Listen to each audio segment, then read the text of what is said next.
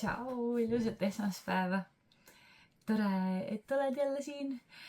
Ja täna tahaksin sinuga jagada teadmisi hirmu kohta. Sest teadmised on need, läbi mille saab hirmuga silmitsi seista. et mis siis hirm on? Hirm on tegelikult väga vajalik emotsioon, et kui ei oleks hirmu, siis arvatavasti ei oleks ka meid, on ju, et hirm on siis loomulik emotsionaalne füsioloogiline reaktsioon ohule või kujutatud ohule. Ja see on ellujäämismehhanism.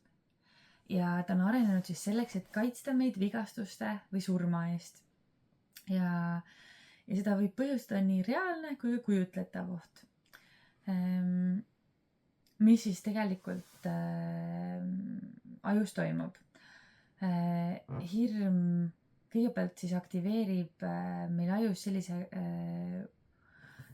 koha nagu amügdala, mis omakorda aktiveerib hüpotaalamuse ja hüpotaalamus siis aktiveerib sümpaatilise närvisüsteemi, mille kaudu siis neerupealised hakkavad tootma adrenaliini. Ehk siis meil tuleb, adrenaliin tuleb kehasse peale seda hirmu ja peatselt ka kortisool, et siis aidata hoida seda võitle või põgene seisundit meil kehas, et selleks, et kui siis reaalne oht on, ma ei tea, meie lõkke äärde tuleb hunt, kes tahab meid rünnata, siis me suudaks ka tegutseda, et pumbatakse siis võimalikult palju verd just meie lihastesse. Ja noh, su reaktsioonid ja nagu võitlemisvõime läheb nagu tugevamaks.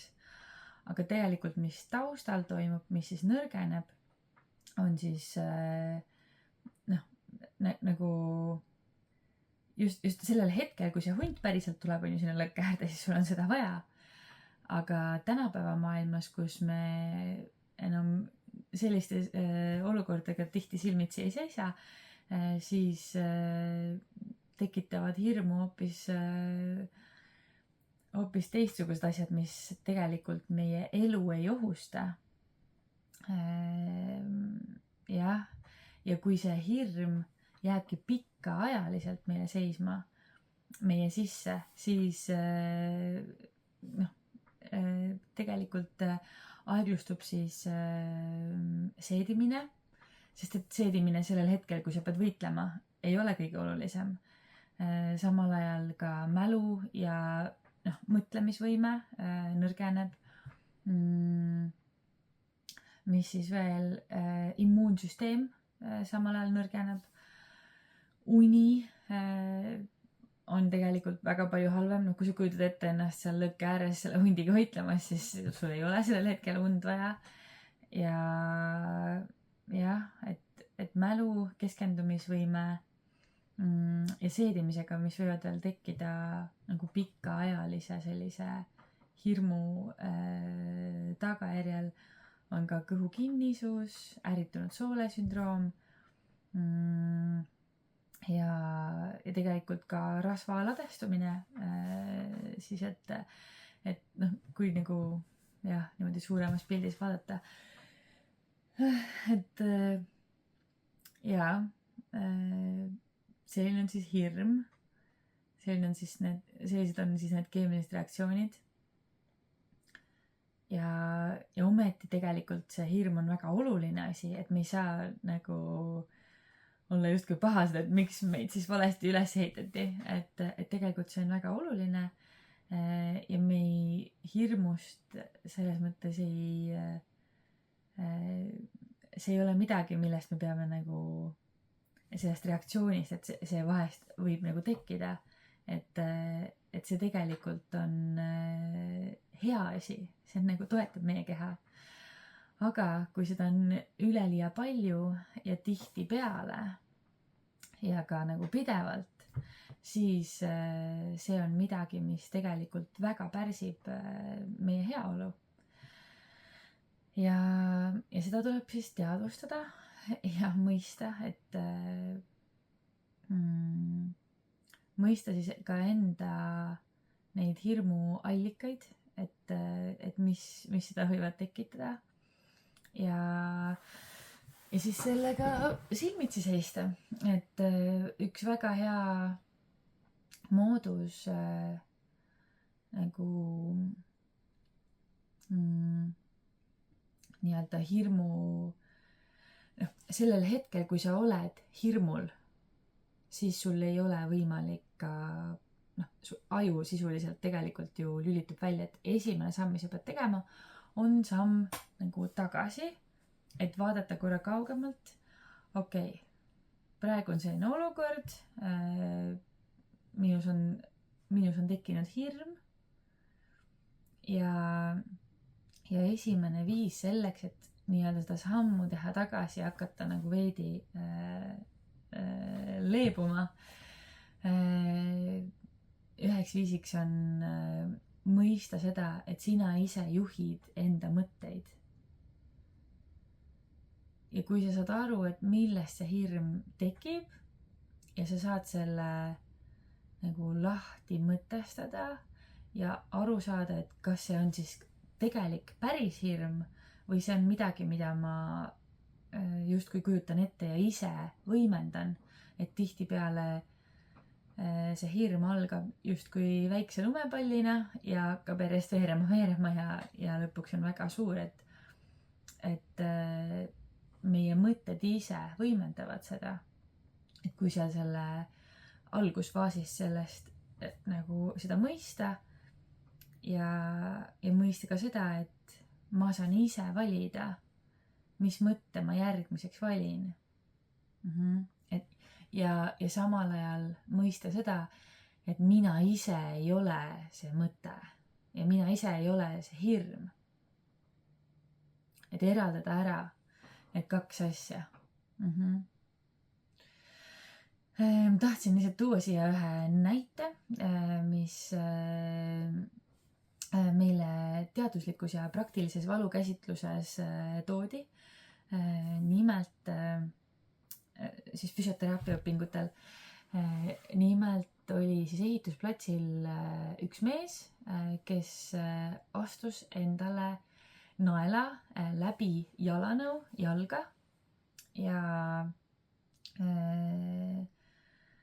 nii, et see tuli täiesti läbi sealt alt siis ja kutsuti kiirabi, mees nagu täiesti karjus sellest valust ja sõideti siis nagu kiirabisse ja taheti tal jalanõud ära võtta jalast, et siis näha, mis siis tegelikult seal on toimunud, aga ta ütles, et see ei ole võimalik, ta ei saa seda võtta ära, see ei tulegi jalast ära, sest et see on läbi tema jala ja mida siis tehti? Lõpuks tehti röntgen tema jalast ja tema jalanõust siis koos, sest seda, see mees ei olnud nõus seda ära võtma ja röntgenis oli näha, et tegelikult siis see nael läks täpselt 2 varba vahelt läbi.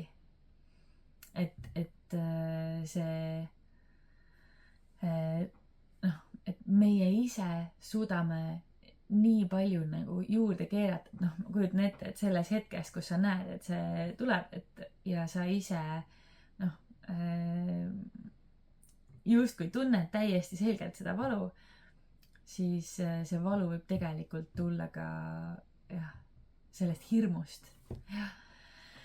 Et hästi huvitav näide minu arvates. Et jah, lõpuks seal mehel ei olnudki midagi viga. Ja seejuures ei tohi nagu, kui endal on mingi hirm, ei tohi seda sellepärast kuidagi alla suruda või nagu väiksemaks proovida teha, vaid pigem just nagu mõista ja aru saada, et ta on eraldi asi, kui olen mina. Jah. Ja väga hästi taaskord aitavad siin hingamispraktikad, mida ma just alles Oomika podcasti kaudu kuulasin. Oli üks väga hea soovitus kus sisse hingates öelda mina olen ja välja hingates rahu. Mina olen rahu. Mina olen rahu ja iga välja hingamisega lõdvestuda.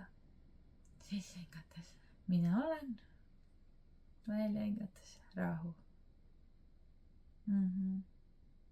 Ja seda jätkata ja siis tekib see võimalus, et sa saadki aru, et sina oled eraldi, sina oled see rahu ja see hirm on eraldi asi. Saad vaadata, kust tema teekond tuleb ja mis osa sellest on siis ratsionaalne ja mis tegelikult ei ole, et see, kui sa tood endale tagasi, et sina oled rahu, siis tekib sul ka parem mõtlemisvõime. Jah, ja siis vaata oma hirmu ja seisa temaga silmitsi ja tegelikult oled tänulik oma kehale, et ta on võimeline hirmu tooma sinuni, sest et see hirm on aidanud evolutsiooniliselt su kehal jõuda siia, kus ta täna on. Jah, aga see on siis tänaseks kõik ja ma loodan, et saate kõik oma hirmudest jagu ja elate elusalt ja julgelt. Ja ilusat nädalat. Tšau!